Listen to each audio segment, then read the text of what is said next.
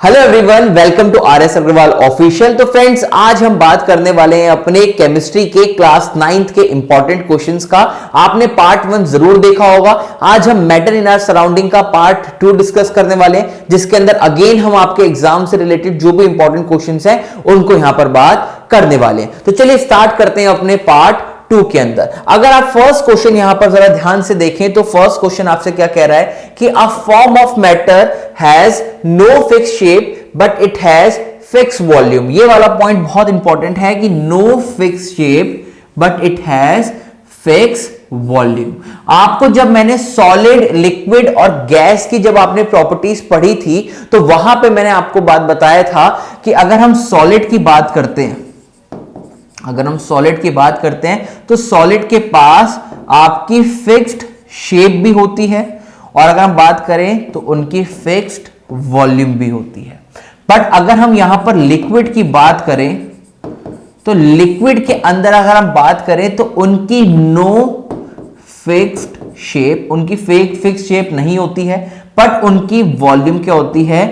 Fixed होती है। और अगर हम यहां पर गैस की बात करेंगे तो गैस के अंदर ना तो आपकी उनकी शेप फिक्स्ड होती है और ना ही आपकी उनकी वॉल्यूम फिक्स होती है। तो आपको यहां पे 4 ऑप्शन दिए हुए हैं और उसने पूछा है कि आप मुझे बताएं कि किसकी शेप फिक्स नहीं है और किसकी वॉल्यूम फिक्स्ड है। मतलब वो किसकी बात कर रहा है? आपसे लिक्विड की बात कर रहा है। तो इन चारों में से आपका लिक्विड कौन सा है? आपका क्रिप्टन नहीं हो सकता, कार्बन स्टील नहीं हो सकता, कार्बन डाइऑक्साइड गैस है। तो ऑप्शन बचा क्या? आपका केरोसिन बचा। यानी क्योंकि केरोसिन क्या है बेटा? आपका एक लिक्विड है। तो इस क्वेश्चन को हमने इस तरीके से डील करा। आई होप ये क्वेश्चन आपको समझ में आ गया होगा और इससे रिलेटेड कॉन्सेप्ट आपका ये था। ठीक है, चलिए सेकंड क्वेश्चन के ऊपर देखते हैं। सेकंड क्वेश्चन आपसे क्या कह रहा है यहां पे कि which one of the following set of phenomena would increase on raising the temperature. आपके कौन से फिनोमिना आपके रेज करेंगे अगर मैंने टेम्परेचर को बढ़ा दिया? तो अगर कहीं पर भी मैं अगर टेम्परेचर को इंक्रीज कर रहा हूं तो इन चारों ऑप्शन में से आपके कौन कौन से इंक्रीज होने वाले हैं? तो अगर आप ध्यान से देखें तो सबसे जो एप्रोप्रिएट ऑप्शन आ रहा है वो आपका कौन सा आ रहा है बेटा? आपका ऑप्शन नंबर 3 आ रहा है। ठीक है, अगर आपसे पूछा जाए कि 3 के अंदर क्यों है? क्योंकि इवेपोरेशन आपको पता है कि जैसे अगर आप टेम्परेचर बढ़ाएंगे तो आपका इवेपोरेशन भी इंक्रीज होता है, डिफ्यूजन भी आपका इंक्रीज होता है जहां पे आपकी मिक्सिंग होती है। और तीसरी चीज की बात करें तो एक्सपेंशन ऑफ गैसेस भी आपका इंक्रीज होता है जहां पर अगर आप टेम्परेचर बढ़ाते हैं। आपके दिमाग में क्वेश्चन आ सकता है कि सर यहां पे हमने कंप्रेशन ऑफ गैसेस वाला ऑप्शन क्यों नहीं लिया? क्योंकि आपको ये पता हो कि अगर हमें किसी भी गैस को कंप्रेस करना है तो वहां पे आपको टेम्परेचर गिराना पड़ता है और प्रेशर को इंक्रीज करना पड़ता है, तभी आपकी गैस कंप्रेस्ड होती है। तो ये वाला ऑप्शन आपने इसलिए नहीं लिया। तो आपका फर्स्ट ऑप्शन नहीं होने वाला, आपका इसके अंदर भी आ रहा है और इसके अंदर भी कंप्रेशन ऑफ गैस आ रहा है। तो ये 3 ऑप्शन नहीं होने थे। आपका ऑप्शन नंबर 3 आपका एग्जैक्ट आंसर आना था। क्लियर हुआ ये वाला क्वेश्चन? बहुत अच्छा क्वेश्चन था। चलिए अगला क्वेश्चन आपको दिया हुआ है कि आपको यहां पर 3 आपको टेम्परेचर दिए हुए हैं केल्विन में और आपसे सेल्सियस के अंदर बात कर रहा है। तो अगर आपको पता होगा कि आपको मैंने ये बात बता रखी है कि अगर आप डिग्री सेल्सियस की बात करते हैं और अगर आप केल्विन की बात करते हैं तो इन दोनों में रिलेशन क्या होता है। अगर मैं बोलता हूं कहीं पर भी 0 डिग्री सेल्सियस के मतलब, तो यहां पे इसका मतलब क्या होता है बेटा? 273 केल्विन। तो अगर आपको ये रिलेशन याद है तो आप आराम से इस क्वेश्चन को सॉल्व कर सकते हैं। तो आपको अगर आप क्वेश्चन जरा ध्यान से देखें तो आपको क्वेश्चन क्या दिया हुआ है? आपको केल्विन में दिया हुआ है। कितना दिया है? 308, 329, 391। ये 3 दिया है ना? हाँ जी, आपको ये 3 दिया। और ये किस पे दिए हैं? आपको केल्विन के अंदर दिए हुए हैं। आपको किस में निकालने हैं? डिग्री सेल्सियस के अंदर निकालने हैं। तो इसके लिए आप क्या करेंगे? यहां पे आप सब्ट्रैक्ट कर देंगे तीनों के अंदर क्या? 273। तीनों के अंदर आपका 273 केल्विन सब्ट्रैक्ट हो जाएगा और आपका यहां पे आंसर आ जाएगा। तो अगर आप यहां पे सब्ट्रैक्ट करेंगे तो आपका सब्ट्रैक्ट करके आंसर क्या आएगा? यहां पर 35, यहां पे करेंगे तो आपका 56 और यहां करेंगे तो 118। तो ये वाला आपका ऑप्शन सी एकदम एक करेक्ट आंसर होने वाला है। अगर आपको यहां पे थोड़ा सा उल्टा क्वेश्चन दे दिया जाता, मान लीजिए मैंने आपको क्वेश्चन दे दिया कि आपका 25 डिग्री सेल्सियस है, आप इसको केल्विन में कन्वर्ट कीजिए, तो इसको आप कैसे करेंगे? तो इसके अंदर आप क्या कीजिए, 273 केल्विन को प्लस कर दीजिए, तो आपका आंसर आ जाएगा 298 केल्विन। तो मतलब आप इसको छोटी सी तरीके से आप याद कर सकते हैं। मैं आपको अगर यहाँ पे एक ट्रिक लिख देता हूं कि कभी भी आपको डिग्री सेल्सियस से किस में कन्वर्ट करना हो, केल्विन के अंदर कन्वर्ट करना हो, तो आप क्या कीजिए, ऐड 273 केल्विन। और कभी भी आपको केल्विन से डिग्री सेल्सियस के अंदर कन्वर्ट करना हो तो आप इस केस में क्या कीजिएगा, सब्ट्रैक्ट 273 केल्विन, खत्म। ठीक है, तो ये वाली शॉर्ट ट्रिक आप याद रखिएगा, आप आराम से इजीली क्वेश्चन को सॉल्व कर सकते हैं। ठीक है, तो यहां से आपके एग्जाम के अंदर 1 मार्क्स में ऐसा क्वेश्चन आपको देखने को मिल जाता है जहां पे आपसे कन्वर्जन कराता है वो केल्विन से सेल्सियस में और सेल्सियस से केल्विन में। क्लियर? चलिए आगे देखते हैं। अगला क्वेश्चन क्या है कि which one of the following phenomena always result in the cooling effect. आप लोगों को यह बात पता है कि इवेपोरेशन जहां पर भी होती है वहां पर आपका कूलिंग इफेक्ट आता है, तो आंसर करेक्ट क्या होगा आपका, इवेपोरेशन। कंडेंसेशन नहीं हो सकता, आपको पता है कंडेंसेशन के अंदर कूलिंग इफेक्ट नहीं होता। नॉन ऑफ दीज ऑप्शन है ही नहीं क्योंकि इवेपोरेशन है। सब्लिमेशन हो नहीं सकता क्योंकि सब्लिमेशन के अंदर आप सॉलिड से डायरेक्टली गैस में कन्वर्ट करते हैं, तो ये वाला आपका प्रोसेस होता है। तो इन तीनों में से आपका कोई ऑप्शन नहीं हो सकता, सिर्फ आपका इवेपोरेशन एक करेक्ट आंसर था। क्लियर? चलिए अगला question, which of the following can not be considered in form of matter. चारों में से आपकी कौन सी फॉर्म ऑफ मैटर में कंसिडर नहीं हो सकता? तो आपको पता है कि एटम आपका जो बनता है वहां पे पार्टिकल से बनता है, तो एटम का तो सवाल ही नहीं उठता। वाटर के अंदर भी आपके मॉलिक्यूल्स होते हैं, फॉर्मूला आपका H2 होता है, वाटर का पूरा एक मॉलिक्यूल है जहां पे 2 आपके हाइड्रोजन के एटम्स होते हैं, आपका एक ऑक्सीजन का है, तो इसका तो सवाल ही नहीं उठता। इलेक्ट्रॉन आपका एटम के अंदर ही पार्ट होता है, तो बचा क्या है आपका, ह्यूमिडिटी। तो ह्यूमिडिटी को आप कभी भी मैटर की तरह कंसिडर नहीं कर सकते। क्लियर? चलिए अगला क्वेश्चन आपको दिया हुआ है कि which one of the following causes the temperature of a substance to remain constant while it is undergoing in a change in its state। तो जब भी आपकी स्टेट को चेंज हो रहा हो, जब भी आपकी स्टेट चेंज हो रही होती है, तो वहां पे जो आपका टेम्परेचर रहता है, ये बात नोट कर लीजिए अगर आपको नहीं पता, कि कभी भी आपकी स्टेट चेंज हो रही होती है तो वहां पर आपका जो टेम्परेचर होता है वो क्या होता है बेटा, कांस्टेंट होता है। ये बात को आप ध्यान रखेंगे। और आपसे पूछा है कि ऐसा होता किस लिए, क्योंकि यहां पे आपकी एक हीट होती है जिसको बोलते हैं आप लेटेंट हीट।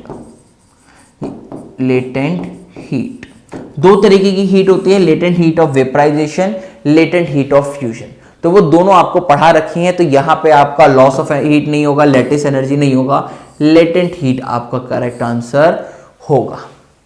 ठीक है, इससे एक और क्वेश्चन भी आपका बन सकता है कि भैया 100 डिग्री सेल्सियस के ऊपर, ये वाला क्वेश्चन आप मुझे बताएंगे कि 100 डिग्री सेल्सियस के ऊपर आप मुझे बताइए कि एक आपका वाटर है और एक आपका स्टीम है, दोनों में से कौन ज्यादा इफेक्टिव आपका होगा, दोनों 100 डिग्री सेल्सियस पे। ठीक है, ये आपका लिक्विड फेस में है, ये आपका वेपर फेस में है। तो आप मुझे इस क्वेश्चन का आंसर कमेंट सेक्शन में बताएंगे। ठीक है, चलिए अगला question, to which physical state of matter do the following statement apply. First क्या है, इनकंप्रेसिबल, नो फिक्स शेप।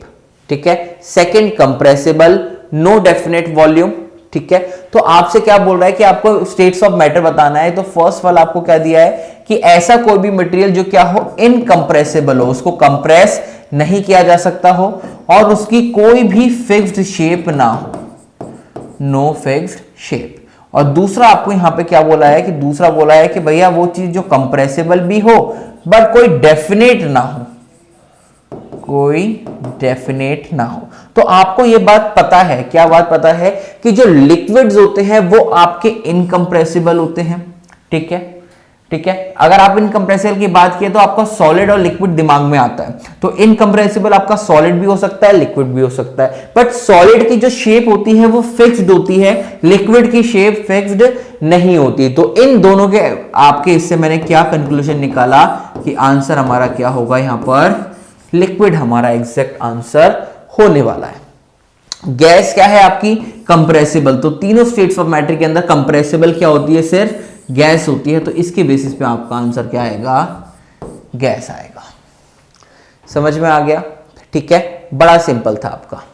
चलिए अगला क्वेश्चन देखते हैं। ये भी क्वेश्चन काफी अच्छा है और काफी इंपॉर्टेंट है। ये हमारा आज का लास्ट क्वेश्चन होने वाला है कि why does the temperature of a substance remain constant during its melting point और बॉइलिंग पॉइंट। वही बात आ गई, मैंने आपको बताया था कि आपका जो टेम्परेचर रहता है, जो आपका टेम्परेचर रहता है वो क्यों कांस्टेंट होता है। आपकी चाहे स्टेट चेंज हो रही हो, चाहे बॉइलिंग पॉइंट हो रहा हो, चाहे मेल्टिंग पॉइंट हो रहा हो, आपका जो टेम्परेचर है बेटा वो क्या रहेगा, कांस्टेंट रहेगा। तो आपसे पूछा जाता है कि सर ऐसा क्यों हो रहा होता है। तो इसका आंसर वहां पे मैंने आपको बताया था, ड्यू टू लेटेंट हीट। और यहां पर देखिए लेटेंट हीट मैंने आपको दो तरीके की बताई थी, लेटेंट हीट ऑफ फ्यूजन और लेटेंट हीट ऑफ वेपराइजेशन।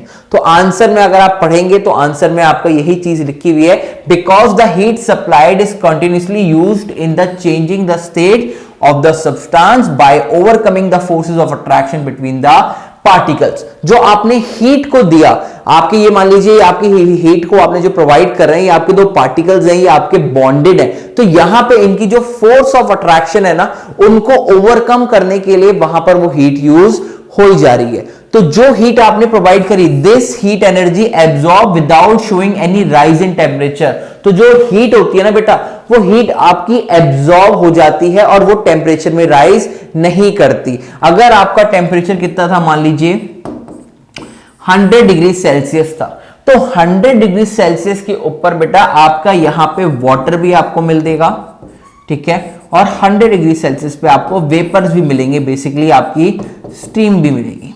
ठीक है, बट अगर हम यहां पे बात करूं तो आपकी स्टेट क्या है, वाटर से स्टीम बनने के लिए तो आपको यहां पे ज्यादा हीट देनी पड़ेगी ना। तो यहां पे जब वाटर से आपका स्टीम बन रहा है तो यहां पे आपकी स्टेट में चेंज नहीं हो रहा, बट यहां पे आपकी हीट एब्जॉर्ब हो रही है, और उसी हीट को क्या बोलते हैं, लेटेंट हीट के नाम से आप जानते हैं। समझ में आ गई वाला क्वेश्चन? ठीक है, तो बहुत आपका ये वाला सिंपल था। तो अगर आपको यहां पे अगर वही वाला मैं क्वेश्चन आपको यहां पर बताऊं, तो इसको अगर हम हटा दें तो आपसे एक क्वेश्चन ये भी पूछा जा सकता है कि आप मुझे बताएं कि अगर हम 0 डिग्री सेल्सियस की बात करें तो 0 डिग्री सेल्सियस पे आपको एक आइस होता है, और आइस से आपका क्या बन रहा होता है बेटा, लिक्विड बन रहा होता है। ठीक है, लिक्विड बेसिकली आप यहां पे वाटर बोल सकते हैं। ठीक है, ये आपका कुछ ऐसा हो रहा होता है।